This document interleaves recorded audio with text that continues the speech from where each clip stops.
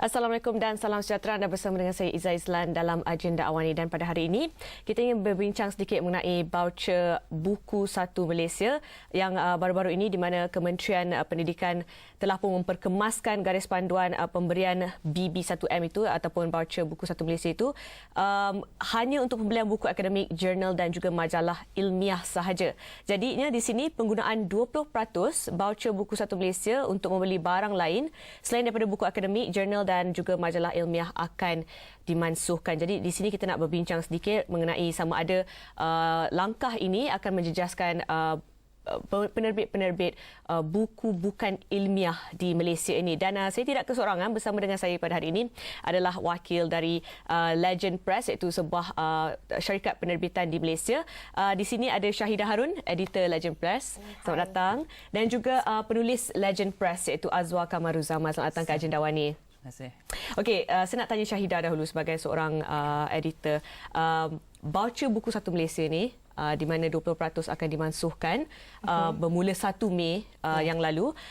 Adakah ini menjejaskan industri buku indie pada pendapat Syahidah? Okey, sebagai publisher yang baru berjinak-jinak dalam industri penerbitan buku ni, saya rasa pada pendapat saya memang dengan pemansuhan 20% barangan lain selain daripada buku-buku yang sepatutnya dibeli oleh student-student universiti, saya rasa dia memang menjejaskan sedikit untuk company-company yang baru mencipta nama dalam bidang penerbitan, terutamanya company-company yang seperti penerbitan buku alternatif. Kerana kalau sebelum ini pelajar boleh menggunakan, sebelum ini dari 2012-2013 pelajar boleh menggunakan sepenuhnya voucher tersebut menggunakan untuk membeli buku-buku novels dan alat-alat tulis. Tetapi apabila dimansuhkan dan hanya perlu membeli buku-buku ilmiah secara total 250 dan membeli buku ilmiah sahaja, itu bagi saya sebenarnya menjejaskan sedikit. Semasa voucher itu dibenarkan untuk digunakan untuk membeli bahan-bahan bacaan alternatif, adakah perniagaan ataupun penerbitan buku pada ketika itu berjalan lancar dan mendapat banyak keuntungan? Okey, semasa voucher itu boleh digunakan untuk membeli buku-buku selain buku ilmiah, ia sangat menggalakkan student untuk membaca. Bukan sahaja dari segi bacaan yang seperti buku-buku teks, malah buku-buku novel itu membantu mereka, menggalakkan mereka membaca. Sebab kalau kita tengok peratus student di Malaysia ini, mereka memang tidak minat membaca.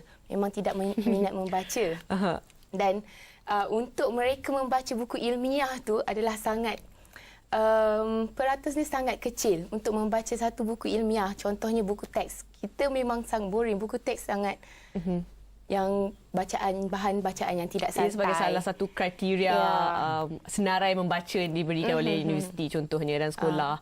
Jadi dengan penggunaan voucher buku satu Malaysia, mereka boleh membeli buku-buku selain daripada buku ilmiah. Jadi mereka boleh memupuk minat mereka untuk membaca. Jadi banyaklah pelajar-pelajar yang student yang pergi membeli buku-buku alternatif ni masa ada voucher satu Malaysia. Ya, banyak, sangat banyak, terutamanya pada pesta buku. Yang juga sedang berlangsung ya, sedang berlangsung sehingga Ahad ini. Okey. Dan juga Azwar sebagai seorang penulis, adakah rasa tertekan sekarang ni nak kena tulis bahan ilmiah pula ke kan? So macam mana, apa pendapat Azwar? Okey, bagi pendapat saya, apabila kerajaan telah menggarispandukan supaya voucher buku ini digunakan hanya untuk membeli bahan ilmiah, saya rasa agak terkilan sebab apabila saya menulis novel alternatif ni, saya sebenarnya tak meletakkan sasaran untuk pembaca. Tapi apabila dengan adanya voucher buku, saya tak sangka apabila pelajar-pelajar lelaki juga membeli novel alternatif ini menggunakan voucher buku. Jadi apabila sekiranya kerajaan menggarispandukan 20% menggugurkan 20% daripada membeli bahan bacaan lain, saya takut pelajar-pelajar lelaki yang sudah mula untuk ada rasa minat membaca terhadap novel-novel dan cerita-cerita lain akan terkubur macam saja. Jadi sebelum ni selalunya perempuan yang banyak membeli. Ya, 80% dari pembeli adalah perempuan. Okey. Ya. Jadi dengan ada baca buku tu lebih ramai lelaki yang membeli buku. Okey. Ya, terutamanya lelaki memang dia tidak minat membaca. Jadi bila untuk membeli buku ilmiah tu bagi mereka sangat macam aku bukan baca pun. So why not dia beli something yang different yang boleh dia baca secara santai. Dan ni antara buku yang ditulis oleh Azwar lah kan? Ini Yang terjual dengan banyaknya sewaktu ada... Yes. Buku yang paling laris di Legend Press adalah Bercinta di Balik Api, sequel kepada Saka. Okay. So yang buku itu memang mendapat sambutan yang sangat bagus. Dan kebanyakannya lelaki juga suka membaca buku tu. Jadi selepas ni Azwar rasa banyak halangan untuk menulis dan untuk berkarya ke? Saya rasa agak macam kalau sekiranya baca buku ni tak dibuka kepada untuk membeli apa-apa bahan selain daripada buku ilmiah, saya takut pelajar-pelajar terutamanya pelajar lelaki minat terhadap mereka untuk membaca agak kurang. Sebab kalau kita tahu pelajar lelaki, especially sebab saya lelaki, mereka lebih gemar membaca bahan-bahan santai yang tidak terlalu berat. Tapi sebenarnya kalau kita tengok novel-novel alternatif macam dikeluarkan oleh pihak Legend Press dan lain-lain, saya tak rasalah bahan tersebut langsung tidak ilmiah, kerana suatu produk yang dihasilkan ataupun karya yang diterbitkan haruslah ditapis dan kesemuanya mempunyai ciri-ciri yang tersendiri dan membawa mesej-mesej yang tertentu. Kalau kita mahu mengatakan bahawa hanya bahan ilmiah sahaja yang boleh memberi nilai, boleh menaikkan peratus membaca dalam kalangan pembaca, saya rasa tak patut untuk dikatakan sedemikian. Okey, saya setuju dengan Azwar tadi, dan kita nak cakap pasal mengenai dengan ciri-ciri ataupun tak semestinya buku-buku alternatif tak ada info, tak ada ilmu dan sebagainya. Mungkin kita nak cakap dengan lebih lanjut perkara itu, tapi kita berhenti berehat seketika dan kita akan kembali selepas ini.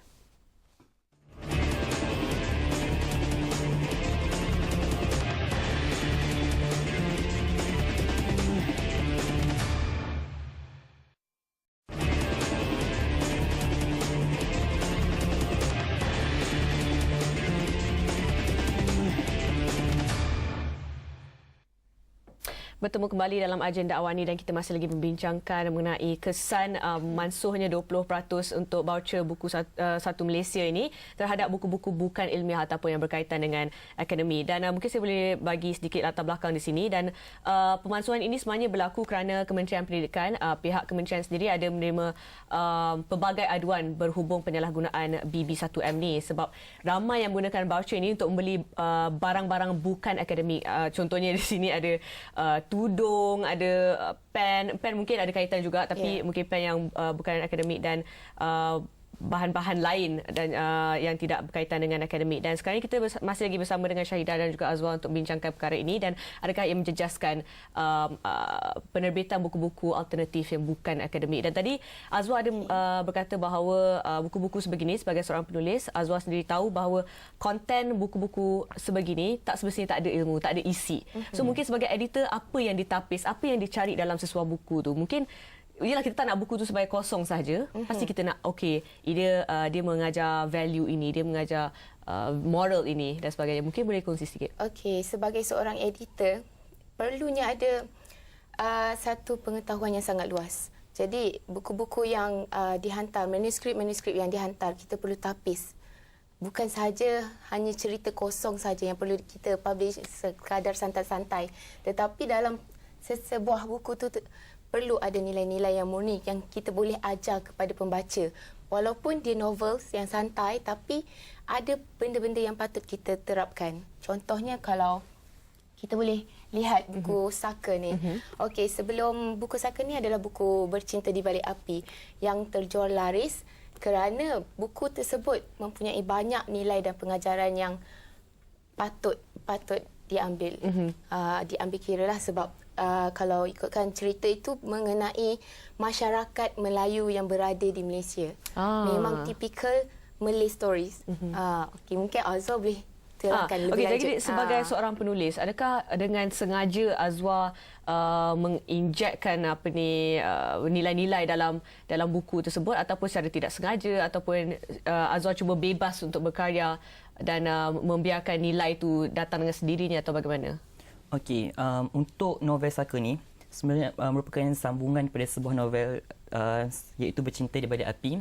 Dan sebenarnya saya menulis novel tersebut adalah untuk mengkritik masyarakat Melayu yang selalu pandang rendah terhadap anak-anak yang dilahirkan secara luar nikah dan sebagainya dan menganggap mereka tu adalah seperti pewaris dosa kepada keluarga mereka. Jadi saya mahu menyampaikan mesej tersebut dengan satu cara yang supaya bila orang baca dia akan dapat. Dan saya lihat saya hanya mampu menyampaikan mesej tersebut melalui dengan menghasilkan karya-karya yang ilmiah, karya-karya yang bukan, maksud saya bukanlah ilmiah, maksudnya yang lebih santai dan dengan cara menerbitnya dengan syarikat-syarikat penerbitan alternatif. Yang tu lah. Sebagai editor, apakah genre ataupun apakah bentuk jalan cerita yang dicari oleh pembaca di Malaysia ni? Okey, kalau kita lihat sekarang ni selera pembaca sudah berbeza dengan dulu. Kalau dulu mungkin mereka lebih sukakan cerita yang cinta, yang berangan, tapi Ombak rindu sebagainya. Okey, tapi sekarang ni dia dah berbeza. Dia lebih telus. Diorang suka apa yang diorang rasa okey, cerita ni kena dengan jiwa sendiri. So sebagai editor saya menerbitkan apa sahaja manuskrip yang saya rasa boleh pergi jauh, yang kena dengan selera pembaca, terutamanya target Legend Press, target readers Legend Press iaitu pelajar universiti. Mereka mereka ni lebih rebel. Diorang nak something yang different, bukan sahaja cerita cinta yang yang tahu, tipikal atau klise. Yang dah boleh tahu ending dia macam mana. Dah boleh agak boleh ending. Okey. Perempuan cantik dengan lelaki kaya dan sebagainya. So dekat Legend Press kita ada thriller, ada seram, and semua buku-buku Legend Press ada juga menyelitkan info-info yang mungkin orang tak tahu tapi kita nak bagi tahu. Contohnya pembaca perempuan tak tahu, banyak juga yang tak tahu tentang bola. Jadi kita ada buku novels yang menceritakan tentang dunia bola sepak iaitu Skandal Libero. Buku itu pun memang banyak info yang boleh perempuan baca yang kita tak tahu tapi kita boleh tahu. Okey, macam Azwa sendiri sebagai penulis, adakah Azwa contohnya sebelum nak tulis sesuatu buku tu, sesuatu genre, contohnya macam buku Saka di sini, adakah Azwa membuat kajian dulu dan mungkin membaca apakah benda-benda yang Azwa perlu tahu sebelum menulis tentang sesuatu topik tu atau bagaimana? Okey, untuk novel saya yang kedua iaitu Nasi Kangkang, di mana saya memerlukan saya perlu membaca beberapa buku tentang berkaitan black magic, lepas tu hukum-hukum tentang black magic, apa efek sekiranya kita terlampau banyak menggunakan benda-benda yang khurafat dan sebagainya. Dan untuk menulis sebuah buku ni saya lebih kurang dalam 5 buku ilmiah saya kena baca dahulu untuk menghasilkan sebuah buku, novel ini. Dan buku-buku ilmiah tersebut, daripada buku-buku ilmiah tersebut saya cuba tafsirkan je dalam bentuk yang lebih santai supaya, sebab kita tahu kan remaja takkan rajin untuk membeli buku-buku ilmiah di luar sana semata-mata untuk mengetahui satu benda. Jadi saya ambil alternatif lain. Apa kata saya buat satu cerita yang ilmiah yang remaja bila baca sentak. Dan dengan cara itu sahaja remaja akan cakap, oh macam ni benda ni, sekiranya kita buat benda ni akan jadi macam ni, benda ni buat macam ni. Yang itulah. Jadi memang buku ni isi kandungannya bukanlah cerita kosong saja. Ada kajian di sebaliknya dan ada ilmu dan sebagainya sebelum ia dihasilkan. Ya, sememangnya sebuah buku sebelum dihasilkan, seorang penulis perlu membuat kajian sendiri supaya fakta-fakta yang ditulis dalam buku tersebut tidak kosong dan benar. Saya yakinlah setiap penulis tu mahukan pembaca tersebut mendapat kesan melalui tulisannya. Okey, semangat Azwa cakap. Okey, baiklah, kita nak berhenti berehat seketika dan kembali nanti kita nak cakap tentang tahap minat membaca rakyat Malaysia di negara ini. Kembali selepas ini.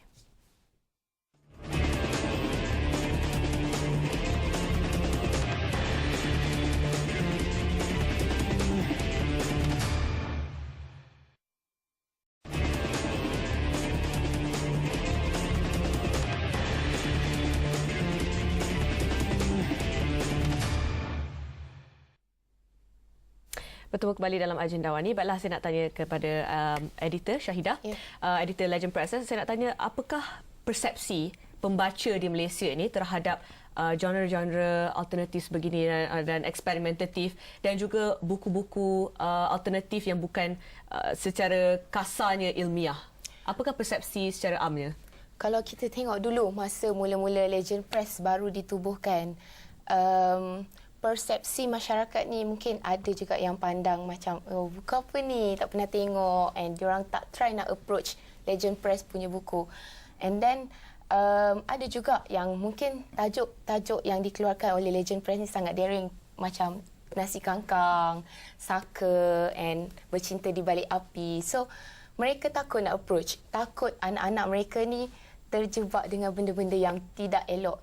Tetapi kalau kita lihat semula, mereka yang sudah membaca buku-buku Legend Press ni, bila mereka dah baca, mereka tahu, oh, ini cerita ni bagus, sangat bagus sebenarnya. Walaupun mereka tahu tajuk memang sangat daring.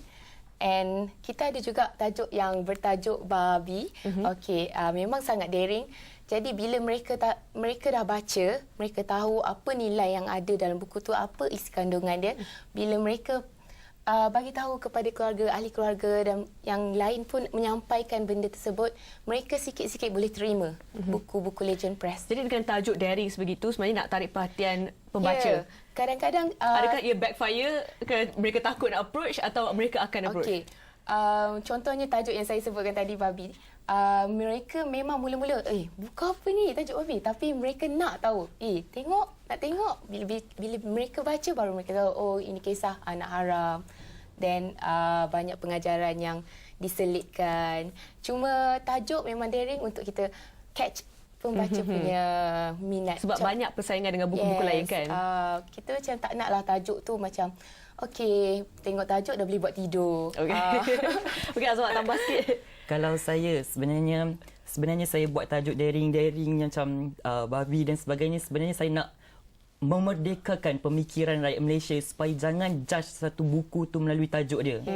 Dan kalau baru ni saya dapat tweet daripada seorang pembaca buku Saka, dia cakap saya tak pasti sama ada buku Saka ni ada satu novel ataupun buku agama. Sebab bila baca je, dia rasa macam ada satu getaran dalam jiwa dia supaya dia kembali kepada Tuhan dia, macam tu. Sebenarnya novel Bercinta di Balik Api ataupun singkatan dia Babi tu, saya diilhamkan daripada sebuah kisah Nabi Musa yang bertajuk, kalau cari dalam internet atau Google, boleh cari dekat artikel kisah pemuda beribu bapakan babi. Disebabkan daripada artikel yang saya baca itulah tercetusnya buku Bercinta di Balik Api ataupun singkatannya Babi. Dan alhamdulillah buku tersebut telah diulang cetak sebanyak 3 kali. Alhamdulillah. Baru setahun. Baru setahun? Yes. Wow, okey. Mungkin saya pun kena baca buku Babi tu. Okey. Dengan pembaca-pembaca yang kiranya berikan respon positif terhadap buku-buku, contohnya buku-buku alternatif di sini, adakah itu satu kelompok yang kecil saja di kalangan rakyat Malaysia ataupun memang keseluruhan rakyat Malaysia ni memang suka membaca, atau bagaimanakah tahap minat membaca rakyat Malaysia ni? Okey, kalau kita tengok minat membaca tahap pembaca di Malaysia ni memang masih kurang nak dibandingkan dengan negara lain lah. Kalau saya sebagai editor memang saya banyak membaca. Kena baca. Perlu baca. Tapi kalau sebelum ni pun saya seorang student, jadi saya tahu minat membaca di kalangan student ni memang sangat kurang. Mereka lebih suka melepak. And then jadi bila berbalik kepada voucher buku tadi, bila diberi voucher buku itu, mereka jadi macam excited untuk okey, bolehlah beli buku, nak gunakan voucher tu untuk beli something yang boleh dibaca, bukan sekadar buku ilmiah tetapi novel-novel dan mungkin majalah-majalah yang ada information yang tertentu untuk mereka baca. Mungkin pada pendapat Azwar sendiri, okey, bagaimana? Pada pendapat saya sebagai saya pun seorang student UiTM Kedah, saya nak beritahu kenapa pelajar lebih banyak menggunakan voucher. Salah satu rahsia dia kenapa pelajar lebih menggunakan voucher buku untuk membeli bahan lain selain daripada bahan bacaan ilmiah. Kerana kalau macam saya student degree, apabila kami masuk awal semester, kerajaan masih lagi belum bagi voucher tersebut. Okay. Dan tapi namun pensyarah-pensyarah telah paksa untuk membeli buku-buku ilmiah yang berharga lebih RM50, RM70 dan kadang-kadang lebih RM100. Tapi waktu itu kami belum lagi menerima voucher tersebut dan kami hanya menerima voucher tersebut di pertengahan semester dan waktu itu pun sudah mahu mengambil peperiksaan final semester Dan dah beli dah pun dah buku. beli buku-buku tu. Jadi bila nak guna untuk semester ke depan, voucher buku tersebut mempunyai limit dia, iaitu tarikh limit dia. Jadi terpaksalah beli benda lain untuk tidak membazir voucher buku tersebut. Okey, satu input menarik. Ya. Dan jadi di sini apa yang cuba Azwar katakan adalah sebab tak nak rugi voucher tu untuk tak digunakan sebab dah tarikh luput, so dia orang terpaksa guna dan beli apa-apa yang ada dekat situ. Terpaksa guna beli benda-benda lain seperti yang dicakapkan tadi, seperti tudung dan sebagainya. Dan itu merupakan salah satu cara yang terbaik jugalah untuk tidak membazir daripada membeli buku-buku yang tak sepatutnya seperti komik ke apa ke kan. Dan okey, mungkin sebelum kita akhiri sesi perbincangan kita pada hari ini, mungkin Syahidah ada nak tambah sedikit mungkin untuk bergerak ke hadapan, apakah yang mungkin kita boleh lakukan untuk memupuk minat membaca ini, dan mungkin ialah sebab dah ya 20% kita tak boleh gunakan untuk buku-buku. Mungkin apakah cara-cara lain yang boleh kita masih galakkan mereka untuk terus membaca novel-novel sebegini? Okey, dengan adanya promosi yang kami buat, 3 buku RM50 memang sangat murah dan sangat menggalakkan student untuk membeli kerana mereka masih mampu membeli dengan harga yang berpatutan, 3 buku RM50. Jadi rasanya walaupun voucher buku Satu Malaysia itu tidak boleh digunakan untuk membeli buku selain buku ilmiah, saya rasa bila kami dah mempunyai followers yang tersendiri, jadi mereka masih akan membeli, cuma mungkin mereka pembaca ni sedikit kecewa kerana tidak boleh menggunakan voucher buku tersebut untuk membeli buku-buku kami. Dan saya nak bagi tahu sedikit di sini bahawa apabila 20% yang voucher yang tidak boleh digunakan untuk membeli barang selain buku ilmiah tu dimansuhkan, sebenarnya peratus untuk student menukar voucher itu kepada cash lebih besar. Sebab mereka tidak boleh nak beli buku-buku yang selain ilmiah, jadi mereka lebih terdorong untuk menggunakan untuk benda lain. Untuk benda lain, dan mereka cashkan voucher tersebut. Okey, baiklah. Terima kasih kerana bersama dengan Ajendawan ini dan memberikan sedikit input dan bagaimana selok belok sebagai seorang penerbit dan juga penulis, dan apakah kesan kepada pemansuhan 20% BB1M ini kepada anda sebagai pengeluar buku-buku alternatif. Dan harapan saya mungkin kita boleh terus galakkan membaca dan jangan berhenti menulis dan jangan berhenti mengeluarkan buku-buku sebegini, ya. Mungkin satu hari nanti mungkin akan dibenarkan semula dan sebagainya. Okey, baiklah, tadi kita telah pun bersama dengan Syahidah Harun, editor Legend Press, dan juga Azwar Kamarudin, seorang penulis daripada Legend Press, dan saya Izzah Izlan. Teruskan menonton Astro Awani, berita segenap dimensi. Assalamualaikum dan salam hormat.